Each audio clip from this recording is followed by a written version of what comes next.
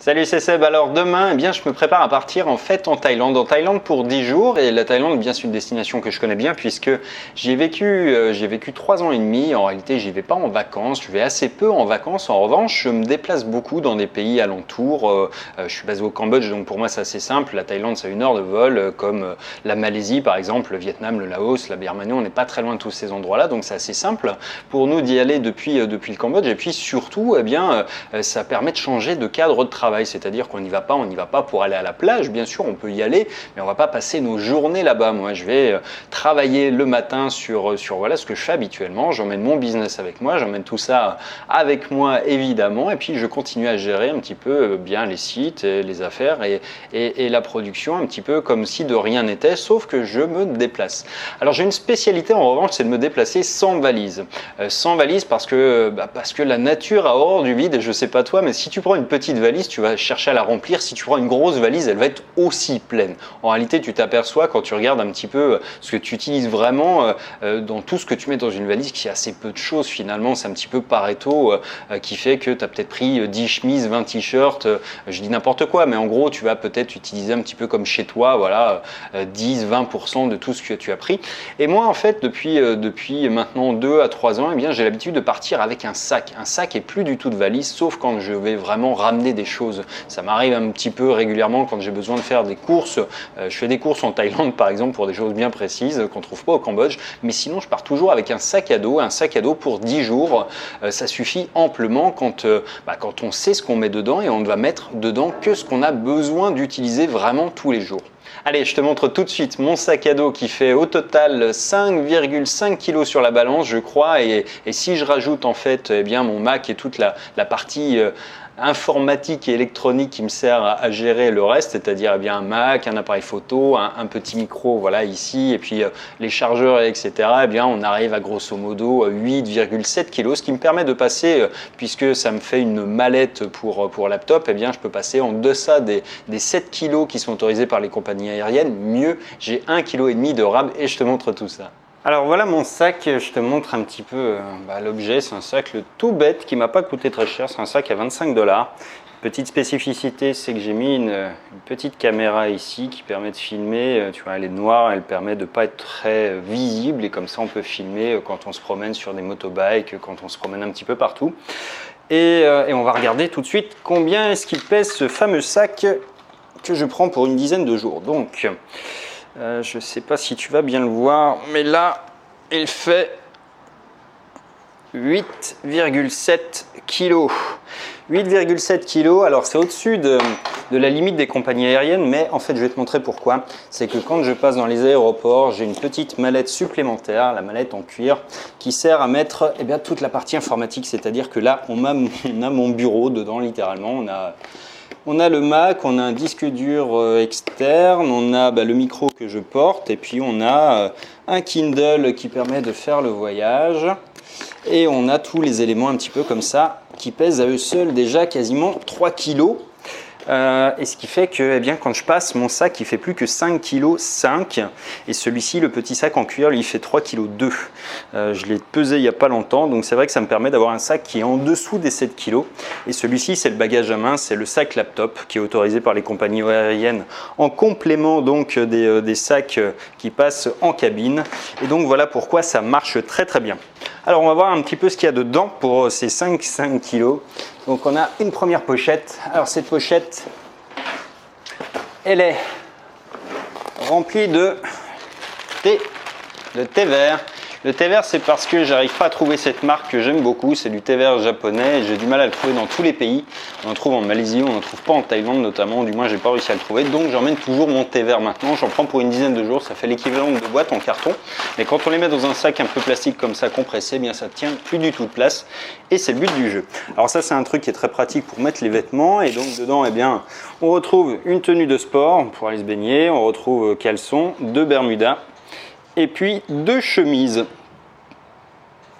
Voilà tout ce que j'emmène. Alors concernant les vêtements, évidemment, c'est parce que à la fois je pars dans des pays tropicaux, évidemment, Mais ceci dit, si tu pars en Thaïlande, si tu pars en Malaisie, si tu pars au Vietnam, tu peux te contenter de ça pour une dizaine de jours. C'est du lin, donc en fait, l'astuce, c'est de laver tous les soirs ce qu'on met. Et puis en complément, au niveau vêtements, c'est ce que je vais mettre quand je prends l'avion. Alors je prends un jean, je prends une chemise, je prends mon téléphone, je prends en caleçon évidemment des chaussures et je prends ces parties-là que je porte sur moi dans lesquelles je mets de l'argent et mon passeport. Et de cette manière-là, j'évite de devoir me soucier où c'est. Voyager habillé, c'est toujours plus pratique pour deux raisons. La première, c'est que c'est bien d'être élégant. Parce que ça évite les soucis en douane, on est moins vu comme quelqu'un à qui on va poser des questions ou qui a l'air un petit peu louche. Et puis de l'autre côté, ça permet surtout dans les aéroports de ne pas se geler, parce qu'il y a des aéroports comme Kuala Lumpur par exemple, où il fait une température glaciale et donc on se pèle littéralement, et c'est pour ça qu'être bien habillé notamment, ça permet d'éviter ce type de problème, sachant que dans tous les pays tropicaux, il y a la clim qui tourne toujours à fond, donc on a rarement trop chaud, mais plutôt trop froid, assez bizarrement. Alors, on continue pour le sac, et bien là on a vu, alors si, au rayon des autres éléments, il y a une paire de baskets dans ce sac-là. Voilà. Pour aller faire un peu de sport, puisque je prends des chaussures de ville quand je voyage, puisque je passe toujours par des grandes villes. Première poche, on retrouve tout un nécessaire de toilette qui passe dans les aéroports. Donc j'ai mon gel douche, j'ai des éléments bio que je trouve pas ailleurs, donc je les emporte moi-même, du parfum et les trucs de première nécessité. Je pourrais les acheter sur place, mais ça m'énerve toujours de devoir courir, donc je le fais plus. Je l'ai eu fait. Alors on a l'appareil photo, là on a la coque puisqu'il est en train de filmer, donc il faudra rajouter le poids. Il n'est pas très lourd ceci dit, donc voilà. Là on a un deuxième sac qui est un sac à dos repliable qui permet d'avoir en cas pour la journée quand on se promène, avoir un truc beaucoup plus petit et pratique que celui-ci. Voilà pour cette partie-là. Et derrière, on trouve toute la collection des chargeurs, des fils, des câbles, etc. Et puis le chargeur Mac.